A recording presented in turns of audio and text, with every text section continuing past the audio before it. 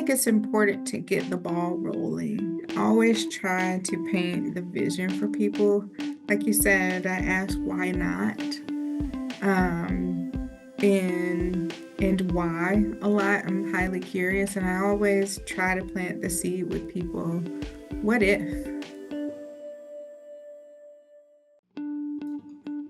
Hi, I'm Tracy Lovejoy. And I'm Shannon Lucas. We are the co-CEOs of Catalyst Constellations, which is dedicated to empowering Catalyst to create bold, powerful change in the world. This is our podcast, Move Fast, Break Shit, Burnout, where we speak with Catalyst executives about ways to successfully lead transformation in large organizations.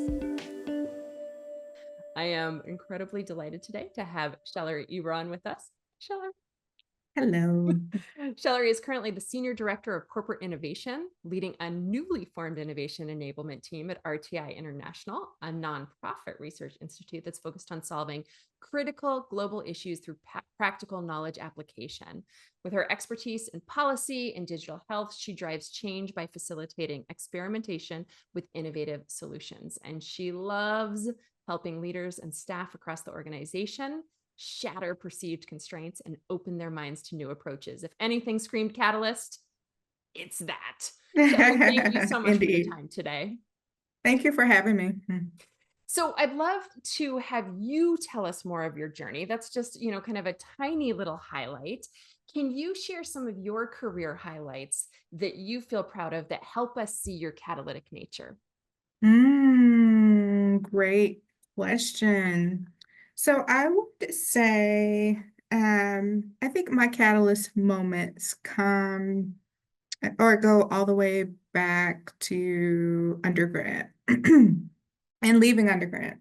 So I was a microbiology major, and I realized pretty early on that the lab wasn't for me, but I love the science and love the technical depth and learning. And so I sought out just other opportunities that were not in that linear career pathway of a microbiologist. And so I landed an internship at the Centers for Disease Control the summer before my senior year, where I could really apply the scientific knowledge that I was gaining to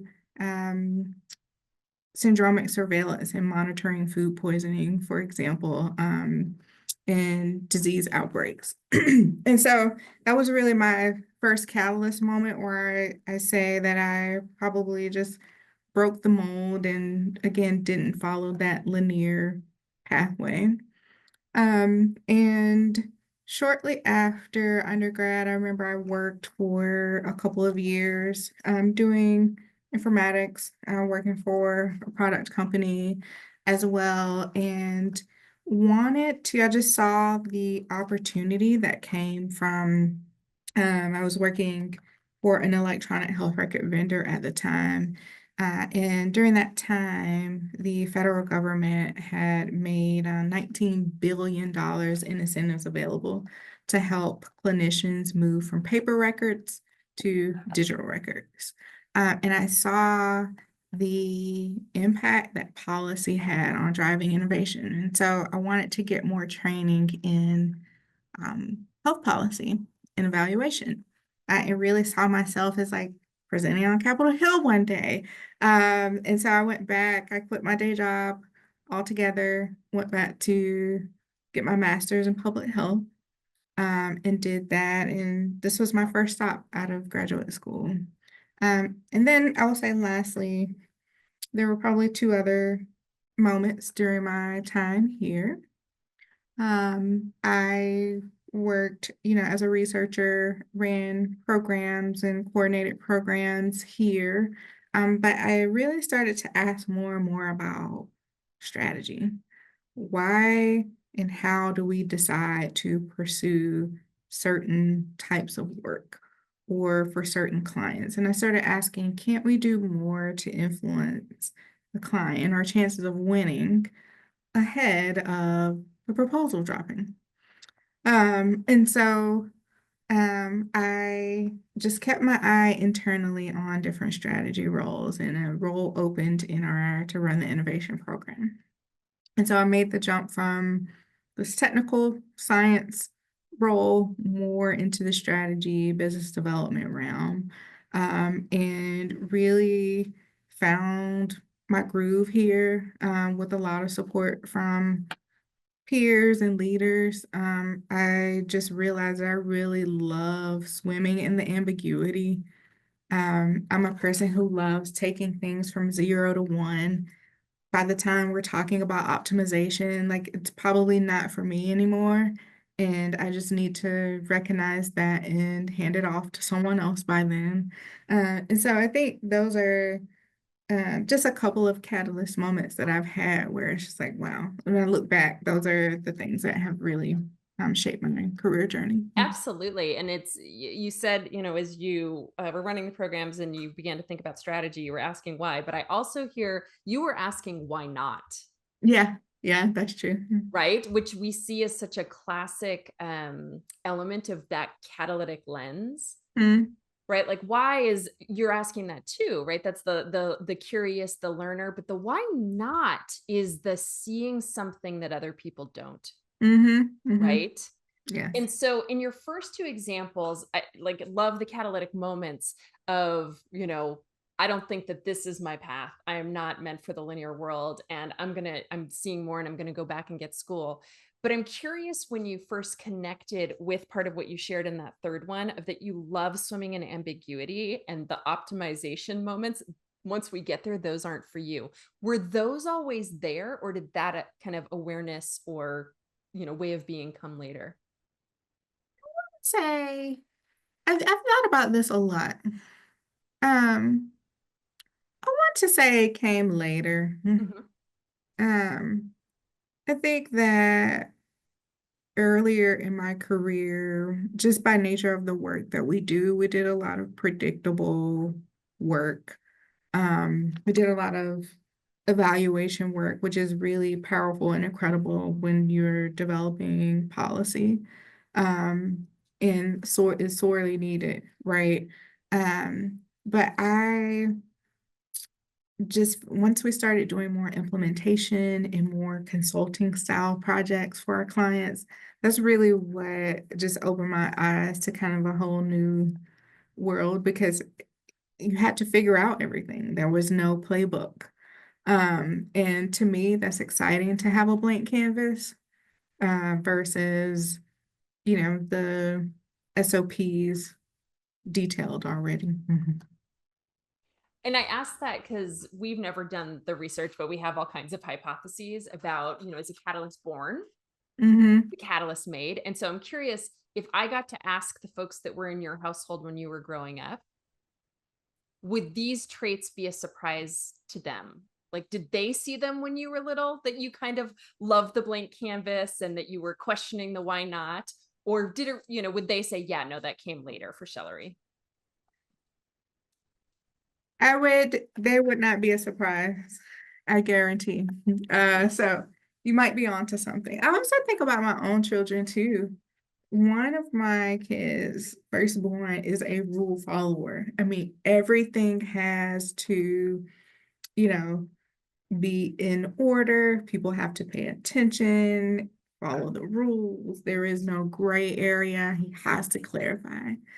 My daughter is the opposite. And so I always say to my husband, um, you and my son bring the structure and we bring the vibes.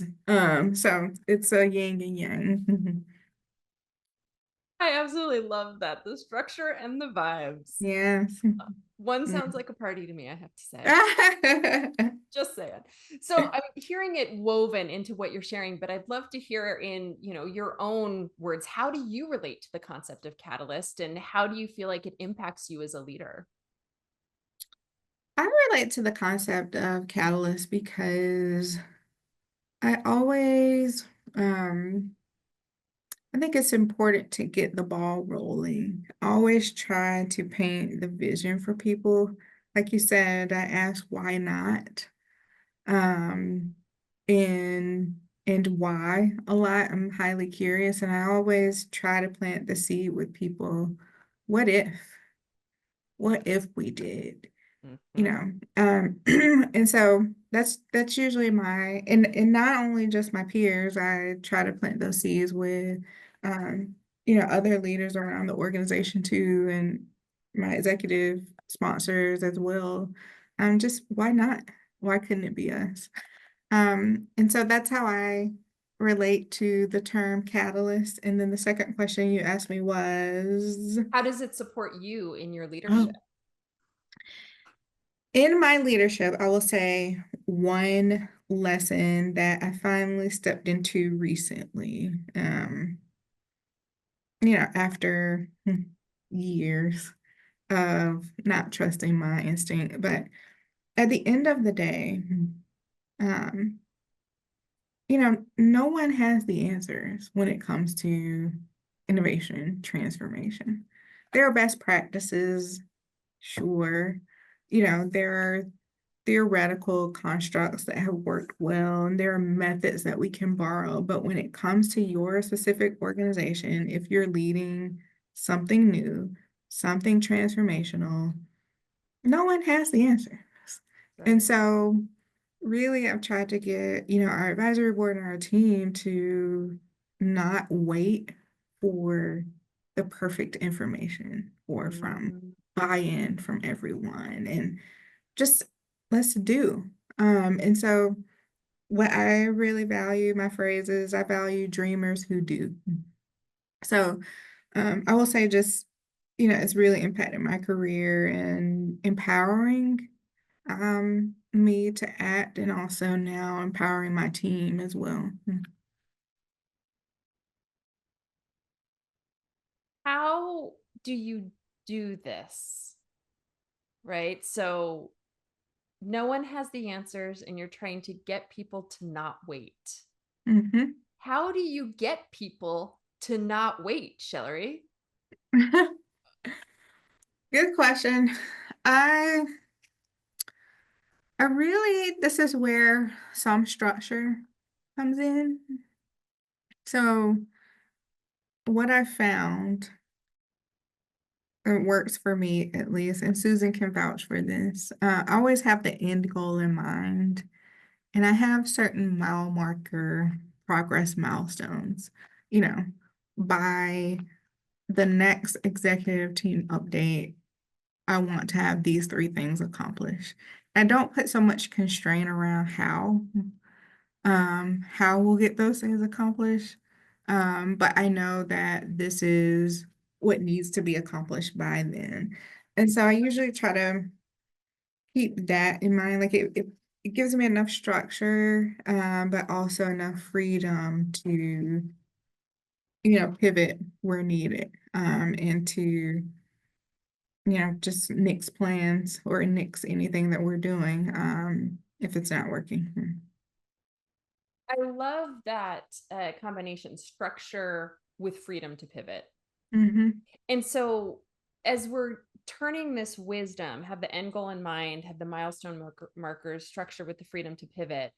How are you using this with the folks to help them not wait? Right? Is Mm-hmm. it, is it sharing the end goal? Like, what does that actually look like? Because I know in this last year, you went from piloting innovation in a business unit Mm-hmm. to being asked to scale this organization wide. And so clearly, you are doing things that are successful, that are getting people to jump and to trust you as you Mm-hmm. do that. And so I would love to, kind of help unpack a little how this structure with freedom to pivot actually shows up. I would say I focus a lot on relationships and building trust with Mhm. people. Um, and it's not just one-off conversations either. I really invest a lot of time in, doing coffee chats with people on a monthly or every 6-week basis, and really understanding where they are kind of in their innovation journey. Um, and then two, what's really helped, I would say, kind of negotiate the pace of change internally is we built a roadmap. So, yes, we can say that we want innovation to be uh, you know, a contributor or a driver of growth and impact. That's the end goal. And so we built a roadmap that says like every year here are the pieces that we're investing in. Here are the pieces that we're putting in place. And so building that roadmap, I think just helps with again negotiating that pace of change, the resourcing we'll need, and having those discussions too. Like if we are going to do X next year, here is what we need to do today. And is this something that you're sharing with people, I'm assuming? Mm-hmm. And tell me kind of the form that it takes. Is this like a PowerPoint slide? Like, Mm-hmm. yeah. Okay. Right now, it's a PowerPoint slide. And so I'm thinking about, as we shared it via PowerPoint, via with our executive leaders and our business unit heads. But I wonder, as we roll this out to the broader organization, how we might kind of shape the roadmap and also invite input as well. So by the time we roll this out to the broader organization, we will have had a couple of months under our belt. Yep. And so that's a time too to say, hey, this is what we've done. And looking ahead at our roadmap, what other things might you want to add? I love that. So it's not just the path ahead, but it's also kind of looking at here Mm-hmm. are some of the things that have already happened, Mm-hmm. and then bringing them in and letting them place things on the road. Mm-hmm. Mm-hmm. That's amazing. It's really aligned to a tool that we use in our class. We call action. Well, we don't call action mapping. We take that directly from positive psychology, but we have people build what you're calling a roadmap Mm-hmm. as they begin to vision anything with a long-term goal of using this to help bring others along with them. And so it sounds like Okay. you have a refined, amazing structure where this is already successful. And I love that idea of making sure some of the wins are already on. Mm-hmm. Mm-hmm. Any other advice in the road mapping that you would share? Hmm. I do think it's important. I it was important to build the roadmap so that people could see, this is how we could get to. I heard a lot from our executive leaders, like, our innovations are too incremental, or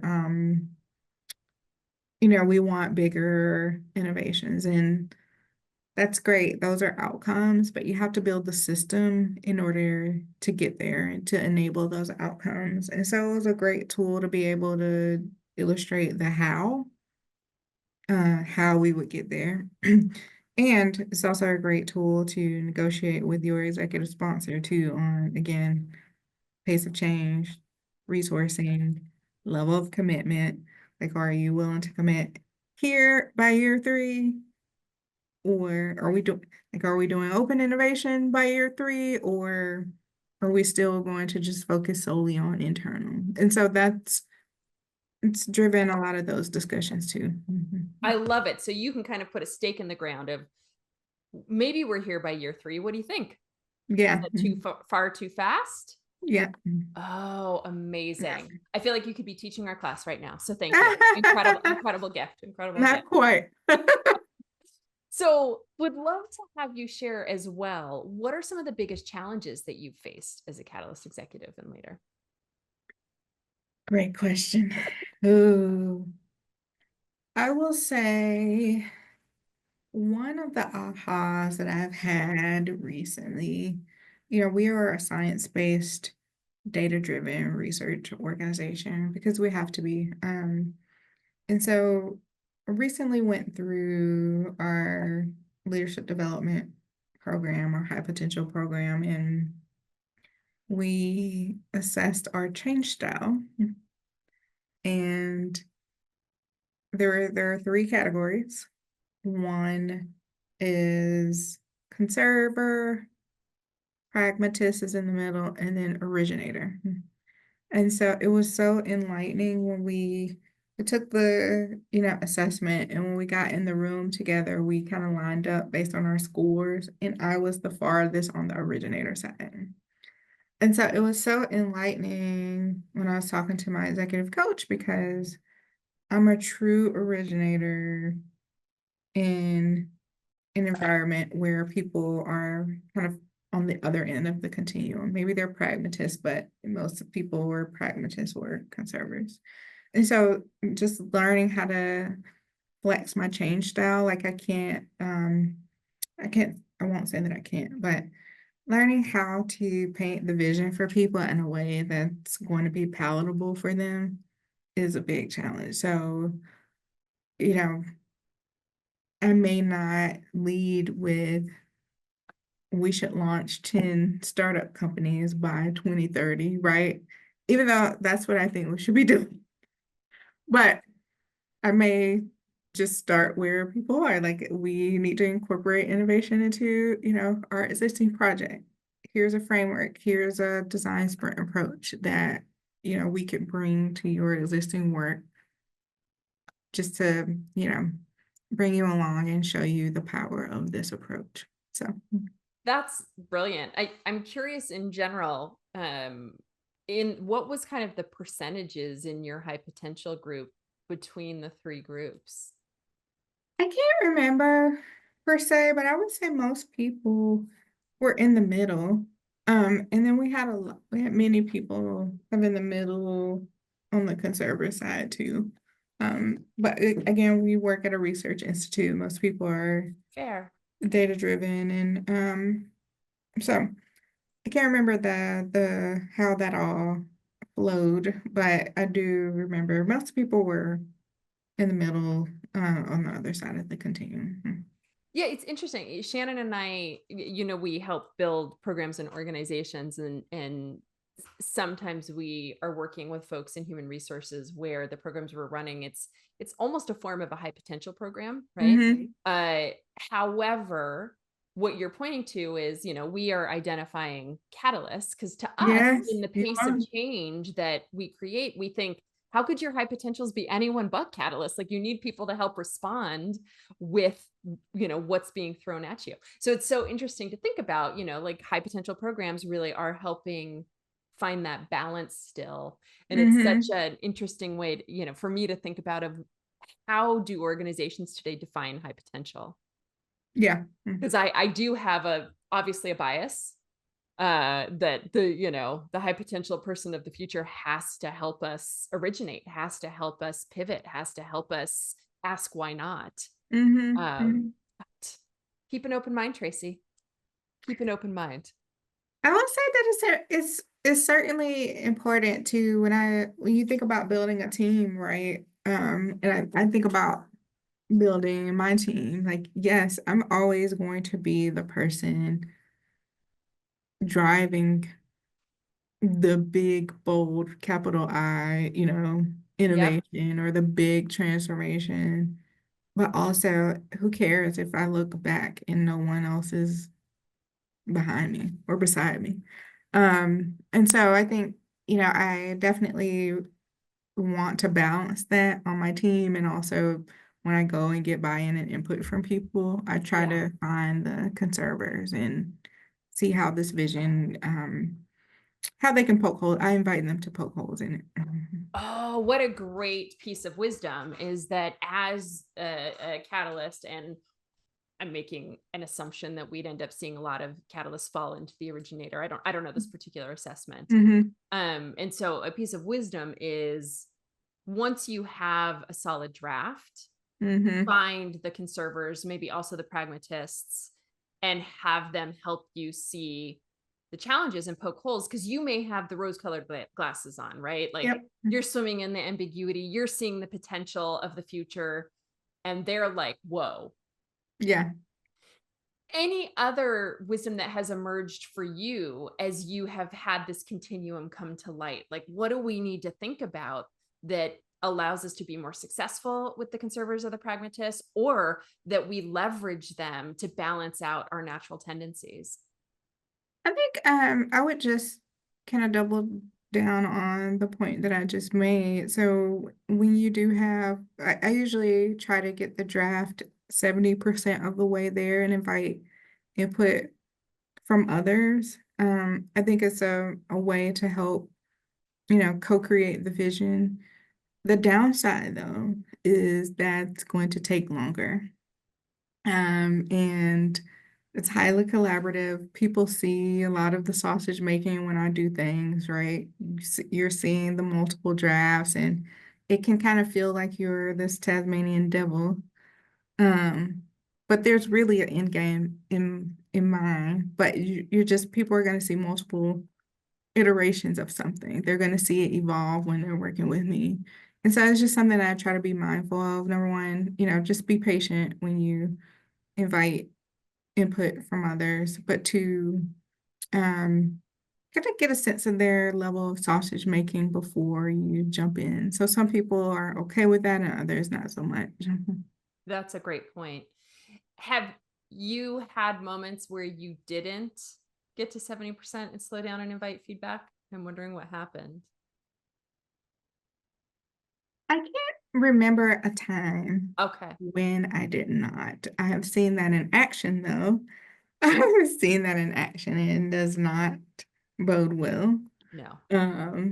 Because people just are like, how do we get here? Yeah. So Yeah. I wondered if you had a story, because we hear quite often the point that you were just sharing so eloquently, this idea that I don't want to have to maybe do some of these extra steps because I don't want to have to slow down. yeah. Right. There's this sense of deep drive and urgency and purpose attached to the work Mm-hmm. that we're doing. And so slowing down feels like somehow we're not fulfilling our what we feel called to do. Yep. And so in the stories that we've heard is that it may feel like slowing down, but the truth is it's actually what allows you to get to the finish line. Mm-hmm. That when we don't do that, we see people get fired. We Yep. see not enough people come along, so you don't get resourced. Mm-hmm. We see, pissing the wrong people off. And so you end up having to Yes. shift a job internally. And so the idea of slowing down is false, actually, because it's actually doing the steps that will lead you to success. Mm-hmm. It sounds like you already had that intuitive ability and you didn't have to learn the hard way. Sometimes. I'm also a little, I try to be mindful too that um sometimes it's not gonna make a lot of sense to people until they do it. So That's right. until Dreamers that do. This is your tagline. yes. So help me understand what that looks like in practice, because can you get a conserver to begin to do it? If the data support it. So I would say that I definitely want conservers input or non-catalyst input on the vision, right? I want them to Yeah. poke holes and play devil's advocate. Tell me why it won't work. Um, but a couple of months down the road or in another year, once we have some outcomes to show and we start talking about the data behind it, that's when it's time to go back and try to get their buy-in input to implement. So, That's so interesting. So you're getting them involved from the very beginning, mhm, helping them, calling on their strengths rather than bringing them a big flashy vision where you're going to turn them off, saying, yeah, I know who I am. mhm, I know where some of my blind spots are. And so I need your help to help me flesh this out. yeah, And then kind of go and do with the folks who maybe are a little further on the pragmatist and into the originator mhm, scale. And then once you have fleshed out the problem space, collected the data, understood it more, now you're ready to go back to enlist them to actually mhm, become part of the process. mhm, mhm, Brilliant. So you're bringing them on the journey, but you're being really staged about the moments where they're going to be a part of it. yeah. Love it. Oh, good. I'm glad. We'll see if it works. Yeah, yeah. Fingers crossed. Fingers Yeah. crossed. Well, I mean, you have some solid success behind you, Shellery. So I Yeah. think we have some evidence that points to positive things ahead. That's true. My favorite and last question from our discussions is to find out who your favorite catalyst, past or present, is that has inspired you and why they stand out to you. Ooh, great question. Do I only have to pick one? Nah. Okay. So, two or three people come to mind. Number one, I work with a fabulous, incredible, inspiring scientist. Her name is Dr. Stephanie Hawkins. But she is a brilliant Black woman who has stood up a new research unit called the Transformative Research Unit on Equity here. And I just admire how she brings her authenticity to, really change in our organization for the better. Um, so shout out to when she hears this, Dr. Stephanie Hawkins, internally at RTI. I would also say externally, so I guess the one catalyst moment I didn't mention was, once I was in the innovation role for a while, I said, I could use a business degree. So I Yeah, just you wrapped forgot up, that one. I just wrapped up my MBA. And so I have read so many, case studies. But one case study in particular that really stood out to me was Kathy Fish at Procter and Gamble and how she led their lean innovation renewal, if you will. And it was a similar approach, similar kind of circumstance where the organization needed an innovation renewal. She didn't have positional authority over the business unit heads. She had to lead a movement within the organization, with the coalition of the willing in partnership with other growth functions. And so I really was inspired by kind of the system, the pieces of the puzzle that she put in place, and hope to meet her someday and just shake her hand and say that I definitely am paying attention to her blueprint. Fantastic. And lastly, I will say Dr. Kizmikia Corbett, who developed the COVID vaccine, or Mm, developed the vaccine. And so I think just, again, that combination of brilliant technical depth, science, the authenticity, um, I just admire that. So, that's an amazing list. And I love that it spans, from the highest into folks that are in case studies to someone mhm, locally that is inspiring you and driving transformation within your organization. It's mhm, maybe the best list I've heard. yeah. So thank you. And thank you so much, Shellery, for taking time with me today. I am so excited for this conversation and for helping to deepen the understanding we have, especially about things like the roadmap. You've made it so really tactically clear how we can Mhm. leverage that in really simple and powerful ways. I'm glad. Thank you for having me. Mhm. And to our listening audience, thank you so much for being with us. If you'd like to learn more about how to create bold, powerful change in the world, be sure to check out our book, Move Fast, Break Shit, Burn Out, or go to our website at catalystconstellations.com. Because I know you enjoyed this episode as much as I have talking to Shellery, take a few seconds to rate it on iTunes, Spotify, Stitcher, or wherever you listen to your podcasts. And hit the share button to share this with all the catalysts in your life. Thanks again.